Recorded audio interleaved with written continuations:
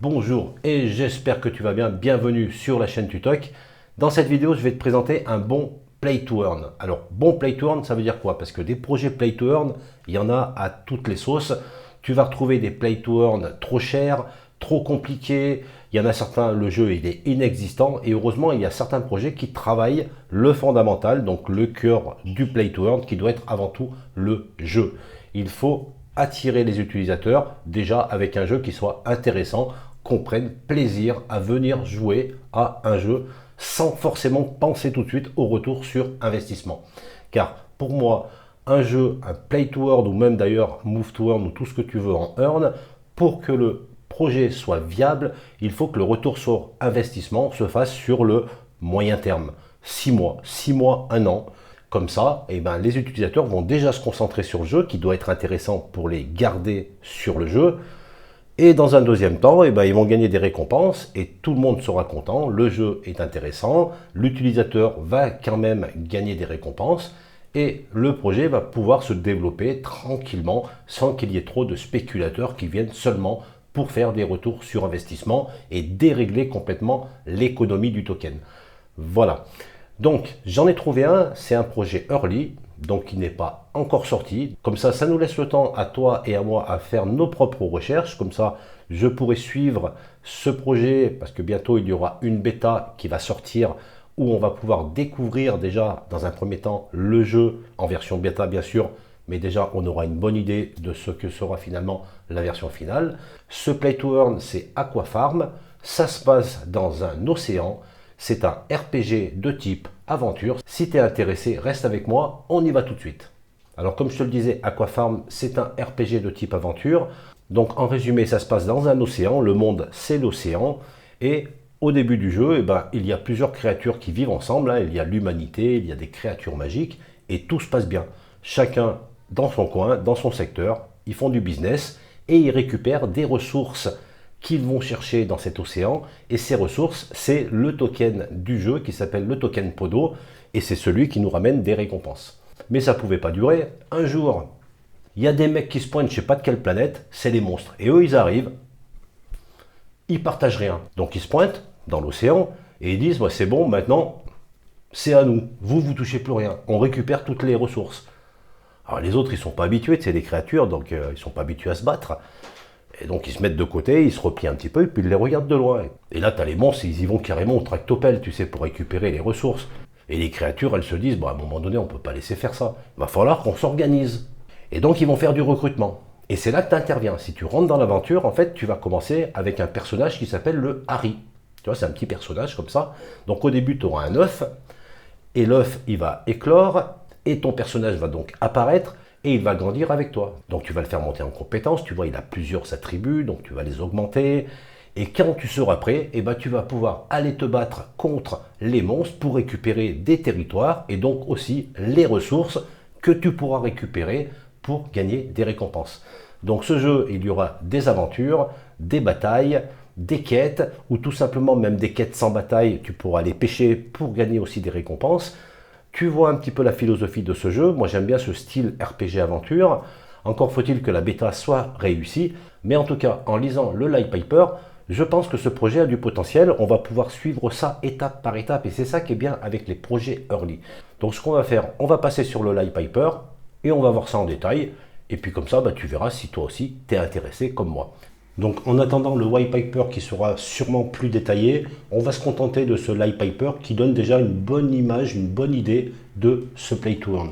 Donc tu peux constater qu'il y a déjà 2 tokens dans ce projet. Le premier c'est le token Podo, c'est le token Play to Earn, c'est le token de récompense pour tes activités.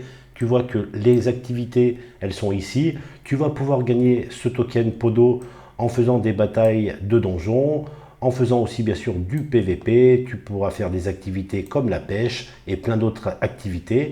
Ce token Podo va te servir aussi à monter de niveau ton personnage Harry, mais il sera aussi utile pour faire de la décoration de ton oasis, pour faire du stacking, pour compléter des quêtes dans le jeu et ainsi de suite.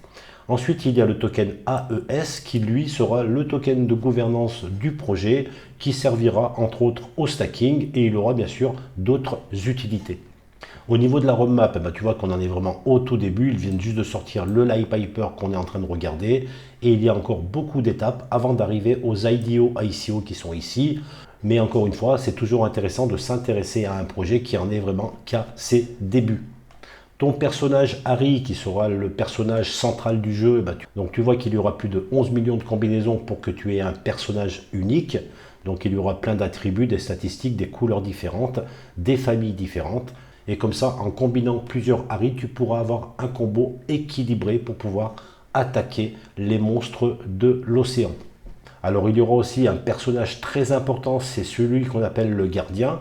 Et le gardien va te permettre d'avoir un endroit sécurisé pour ton personnage Harry. Tu vois, c'est ce qu'on appelle l'oasis. Et dans cette oasis, il va pouvoir faire des activités comme la pêche, par exemple, pour gagner des récompenses en toute sécurité.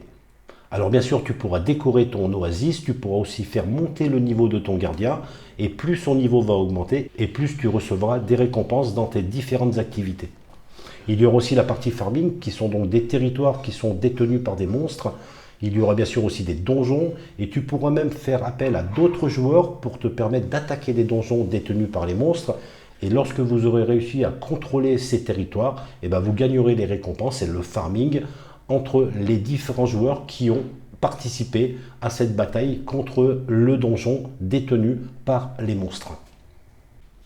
Allez, je vais maintenant sur OpenSea directement pour voir la collection Aquafarm. Alors tu vois qu'il y a sur la marketplace en vente plusieurs personnages Harry que tu peux voir ici.